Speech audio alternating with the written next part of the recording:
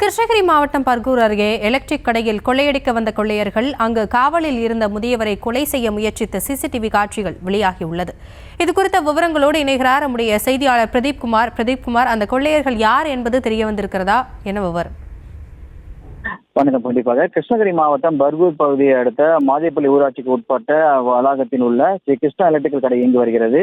நேற்று வழக்கம் போல இந்த பகுதியில் கடையின் உரிமையாளர் கடையை மூடிவிட்டு சென்ற நிலையில் இந்த கடைக்கு காவலாளியாக அப்பகுதியைச் சேர்ந்த திம்மராய் என்பவர் பாதுகாவலராக இருந்து வருகிறார். இந்த நிலையில் நேற்று இரவு திடீரென 6 பேர் கொண்ட வடமாநில கும்பல் அப்பகுதிக்கு வந்து கொள்ளையடிக்க முயற்சித்த போது அங்கு தூங்கிக் கொண்டிருந்த முதியவரை கை கால்களை கட்டி அவரை கழுத்தை நிறுத்தி கொலை செய்ய மேற்கொண்டுள்ளனர். அப்போது அவர் கலவர சத்தம் கேட்டு அப்பகுதியில் பொதுமக்கள் வர தொடங்கியதால் உடனடியாக சுதாரித்துக் கொண்ட 6 பேரும் அப்பகுதியில் தப்பிச் சென்றனர்.